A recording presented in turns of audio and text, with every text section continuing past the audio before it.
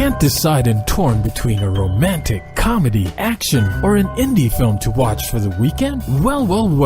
Golden State Media Concepts Movie Podcast is your ultimate guide to the latest movies. Join us as we dissect the latest on the blockbusters. It's the Golden State Media Concepts Movie Podcast.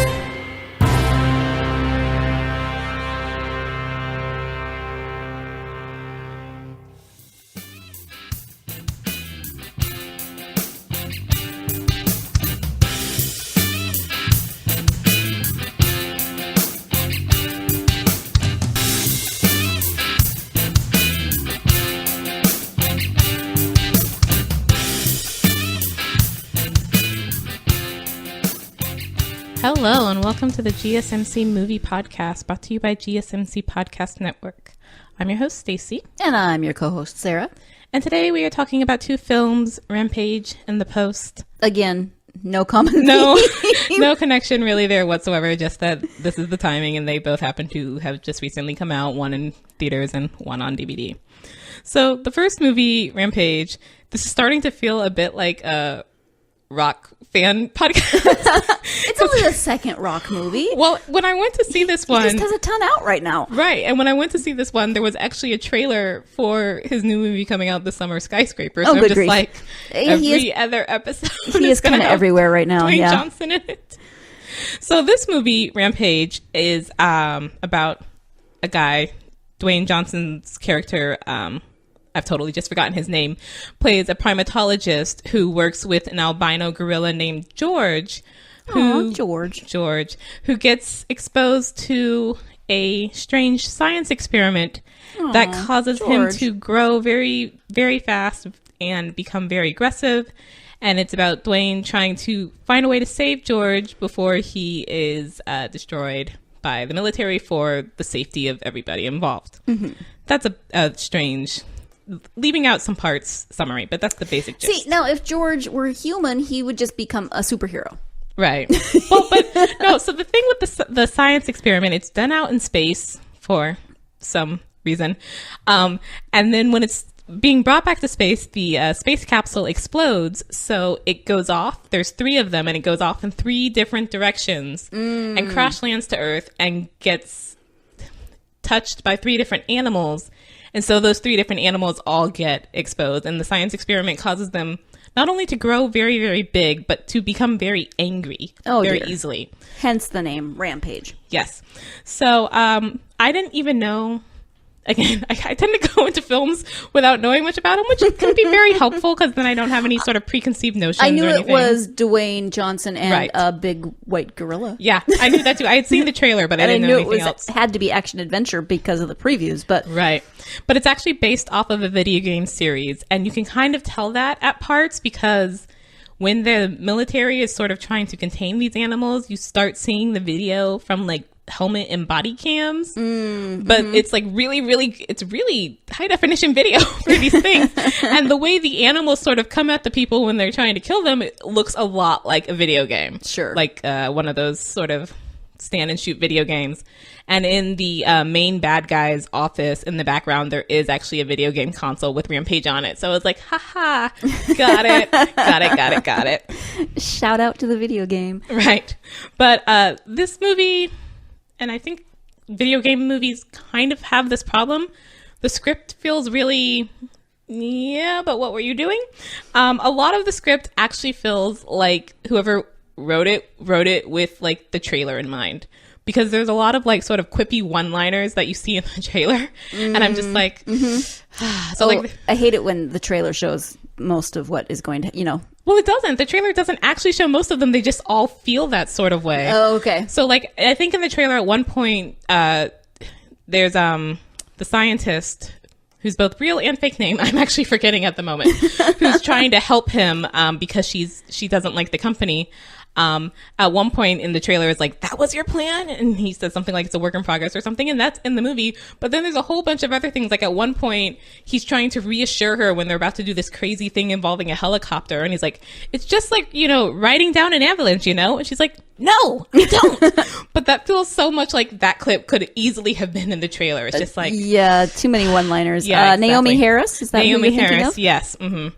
See, that's what I'm here for. I look stuff up. It is. She's the researcher. So Naomi Harris plays a scientist who had been working on this project for the corporation, whose name I'm also forgetting. Bad with names, but good with faces, evidently. But then something happened with this corporation and discovered that the corporation is not actually working for good, but is working for evil, and got kicked out of the corporation and had to do some jail time. So she's got a bit of a vengeance against this corporation and recognizes immediately from the reports on the news that this must be that project. And so goes to meet Dwayne Johnson's character to try and get it and to help him. Mm-hmm. So the whole plan, the villain's plan for this is just... so it's a little ridiculous. It's the main villain is played by Malin Ackerman. Oh, Malin. Yeah, I think it's Malin. Now that you've said it, I was going to say but Malin Ackerman, but it could go either way. I feel I've heard it, but I can't quite think of what that pronunciation is. Mm-hmm. She's the main villain, and she's constantly like very much in charge. Her brother is also there, but he's constantly freaking out. She's the one who's always got a plan. But her plan's kind of ridiculous, which is, okay, so these canisters came back, but luckily the canisters are made to survive re-entry, so they're out there somewhere, so our research is still great. But these canisters that supposedly can survive re-entry through the Earth's atmosphere all have holes in them, so they get exposed to these animals. But that's okay, because we just need the animals, and then we can get the research from their DNA. So never mind the fact that these animals have all grown to like the size of a building and are just giant rage monsters. Let's turn on a thing so that we can draw them to our building in the middle of Chicago so that we can get our research, and nothing will go wrong with that. Oh, no. Just like, what? Yeah, there's some plot holes in that theory. Major plot holes. Yeah. And this movie, I haven't played the video games. Obviously, I didn't even know there were the video games. But this movie feels like those video games almost seem sort of zombie-ish and perhaps a little gory. Mm-hmm. Because it's not like horror film levels of gore in this movie. But you do see at times like, bodies torn apart. And if you're paying at all attention, you can sort of keep up a running body total in your head, because it's like, oh, that guy must definitely be dead. Oh, and there's no way he survived that. And I didn't even see you, but I'm just going to assume you all died over there. Like, there's most likely a very high body count by the end of this whole adventure. And it's only PG-13. Yeah. So I was just like, wow. Watching it, I was like a little like, oh, okay, but we know he's dead. We didn't see it, but we totally know he's dead. So I'm having a little hard problem here. So if you're a little squeamish or very like soft-hearted about people dying, even if it's not directly seen, yeah, maybe not. It's just, and it feels at times like the movie is like, hey, we have this really great CGI budget. Yeah. Let's go destroy a bunch of stuff just so we can destroy a bunch of stuff. It's got quite the eclectic cast, too, really, when you look at the credits. Yeah. I mean, because it's got Dwayne Johnson, obviously, in the title role. We've already talked about Naomi Harris and Malin Ackerman. And then Jeffrey Dean Morgan, who a lot of people know from Walking Dead, but has done a ton of stuff before that. Mm-hmm. And Joe Manganiello, who is from... character is so interesting. Magic Mike and... True Blood. True Blood, thank you. Yes. Does he take his shirt off? Because no. that is what... No, he doesn't. But, I mean, I think his abs could have their own acting credit. Well, his accent should have its own acting credit in this film. He's doing a very strange, like, Texas cowboy. I don't quite know why. Interesting. But yeah, it's just like, okay. But like, there's at one point, all the three animals come to Chicago because of course they do. Chicago's now the new city that gets destroyed in like every action film, and are trying to climb to the top of this glass skyscraper because of course they are. But at one point, the three animals are George the gorilla, and then a wolf, and then a crocodile. The crocodile is scaling. And they're all trying to climb the skyscraper. Yes. The crocodile is scaling up the skyscraper just fine. And then for some reason decides, you know what? Even though I can totally climb up the side of this thing, let me barrel through the middle of this building, come out the other side, and scale up that. Because Well, come on now, Stacy. What? I don't know that alligator logic is like our Earth logic. But the whole point of this crocodile is it wants to get to the top of the skyscraper. That's where it's being drawn. So clearly the best way to do that is to completely take the elevator, completely undermine the structural integrity of the skyscraper by going through the middle and then continuing my climb. There's a lot that doesn't quite make sense in this, like especially with the effect of this secret research on these animals. Like, and this is kind of not a spoiler because this is one of the one-liners that was in the trailer. The wolf can fly. Oh, at some point, and Dwayne Johnson at one point is like, "How? Of course, the wolf flies." It looks sort of like a flying squirrel with the skin between its whatever. They at least tried to make it right. Well, and it also at one point logical-ish. can shoot spikes out of its tail, Ooh. like an X-Men. And then the crocodile, very much by the time we actually fully see it, looks like something out of Jurassic World. Like, it doesn't look like a real crocodile. It looks much more like a dinosaur than a crocodile. But Nice. George, the gorilla, who is has still a incredible gorilla. abs, also, by the way, who also has incredible abs. Well, Apparently, we yes. don't need to see Joe's because George No. the gorilla Right. is taking that role. But George the gorilla is still just a gorilla. A gorilla. He can't doesn't have any crazy mutations no going on. superpowers? He's really big and really angry. But he like the wolf freaking flies, and the crocodile is like crazy scary, and George is a gorilla. But he does use sign language. But he already knew how to do that. That doesn't come from the research. That was already there. The Rock taught him that. It's sort of like, what were you? Did you stop and fully?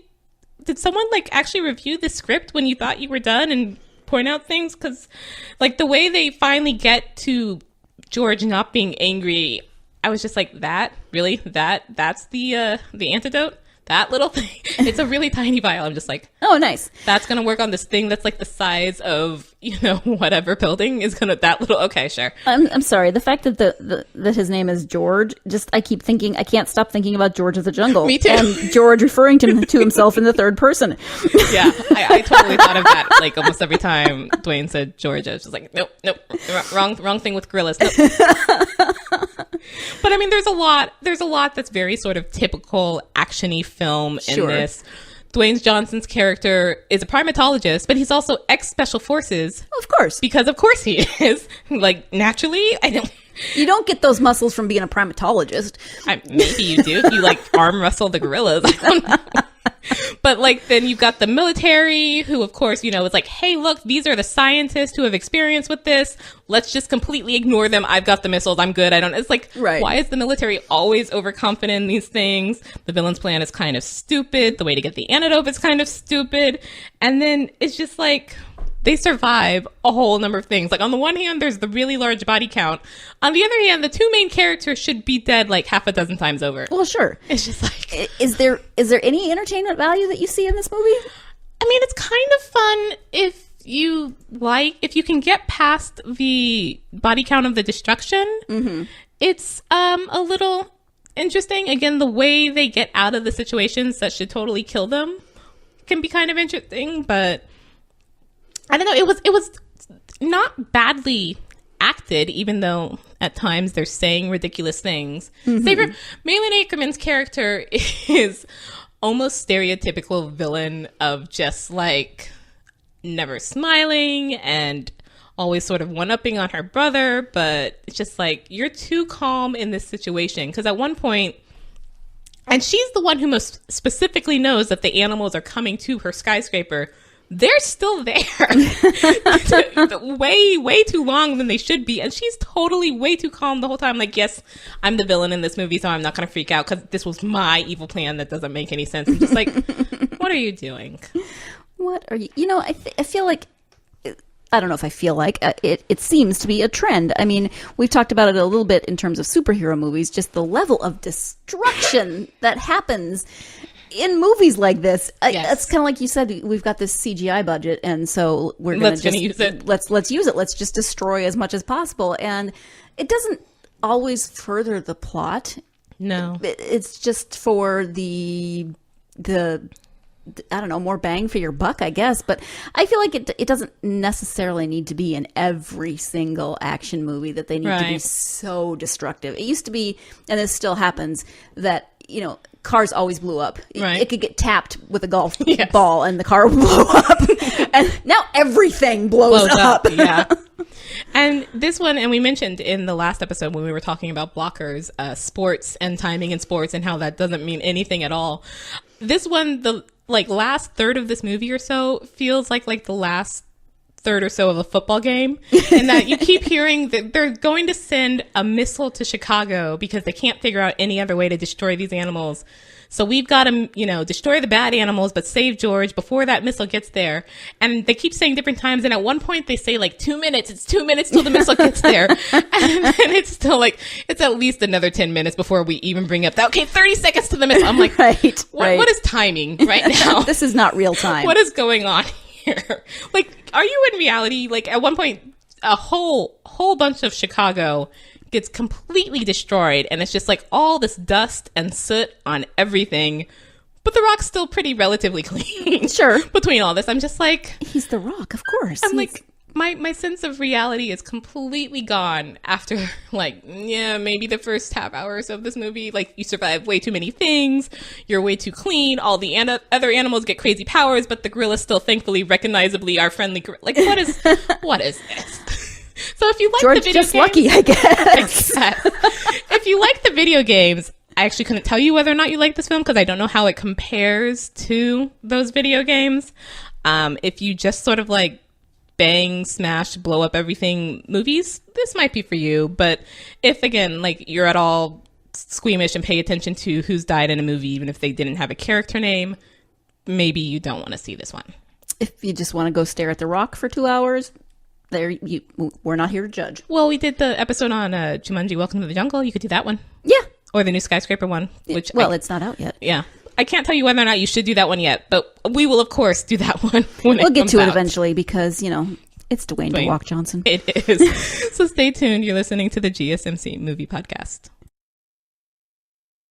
Want to know the latest and hottest music hitting the airwaves? Don't be left out. Listen to the Golden State Media Concepts Music Podcast. Keith keeps you on the loop with everything you need to know from pop, rock, hip-hop, and the top 40. And we'll throw in news of your favorite artists, concert and tour dates, and so much more. Listen no further because this is the gold standard in music podcast.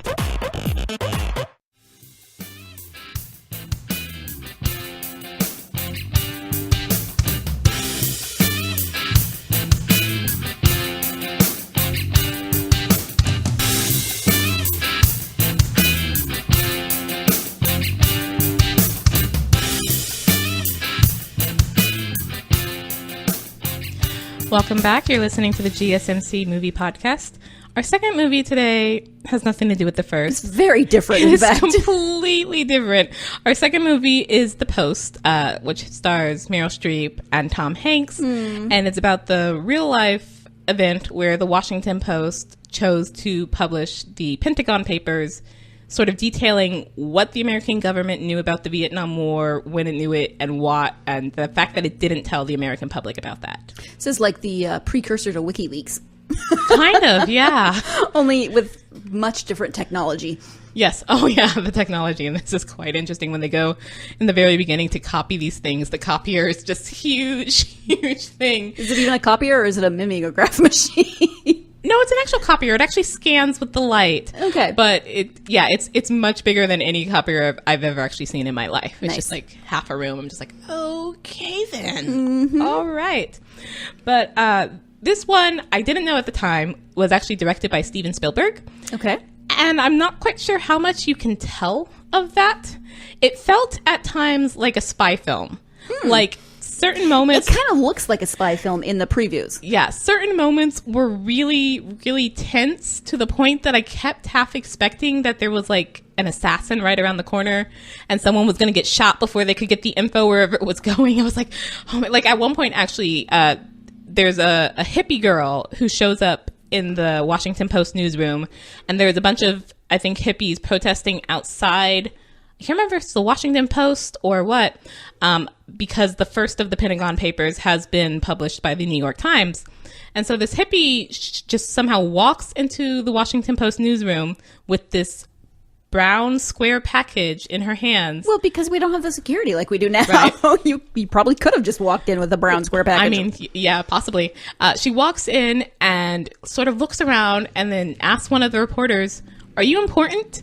And he says whoever he is, and she's like, okay, and puts the box down on his thing and then just sort of scurries off. And I'm like, oh my God, it's a bomb. Oh my gosh, it's a bomb. It's about to explode. And he starts to open it, and I think I literally like yelled, I'm like, don't open that. What are you doing? It's not a bomb. Sorry. I will spoil that. That's not a bomb, but it felt... Were you home alone when this happened, or were there people laughing at you? No, it was me by myself. Okay. But it felt that tense throughout most of this movie. Like, I seriously kept expecting people to get killed at any moment. I was just like, okay. Because this was, at the time, it doesn't seem so now again in our era of WikiLeaks and what have you, but this was sort of the real first thing of putting out things for the government.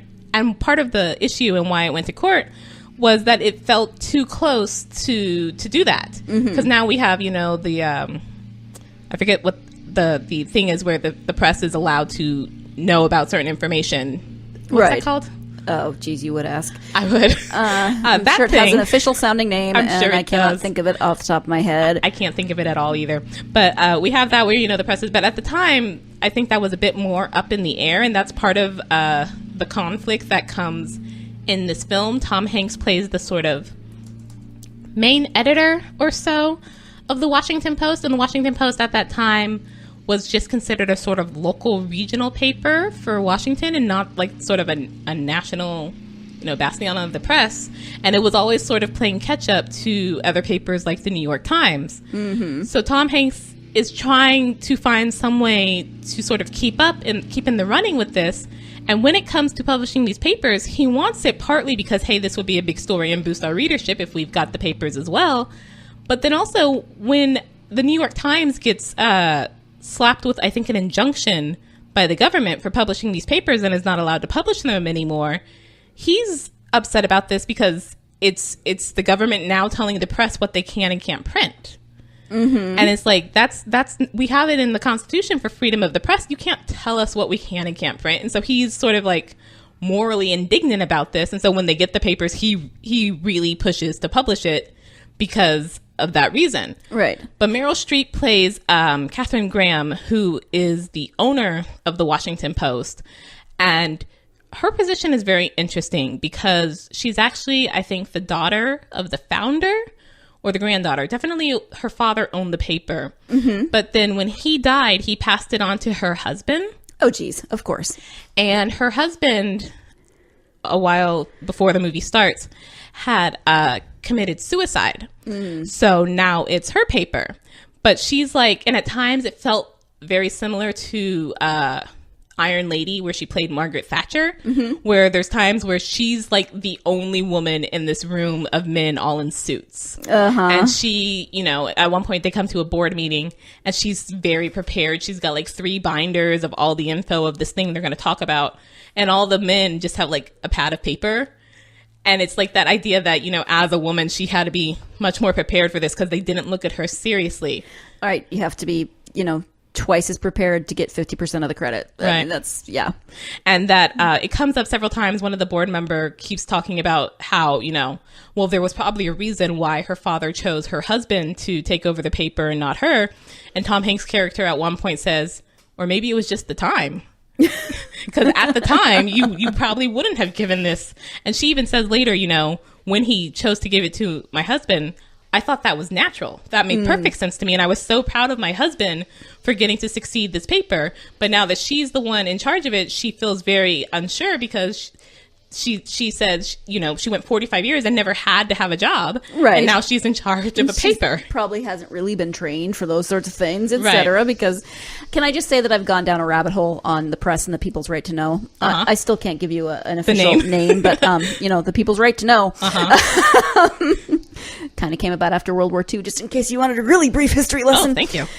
Anyway, I'm not going to go into that because this is not the history podcast, but no. I have fallen down a rabbit hole, so if you need me. I mean, it's definitely interesting to look this up, especially in our time of everything's on the internet and fake news and all that, of, you know, what this must have been like at this time where there really wasn't a precedent of what can the press publish or not. Can, you know, the president say, hey, you can't publish these things. Right.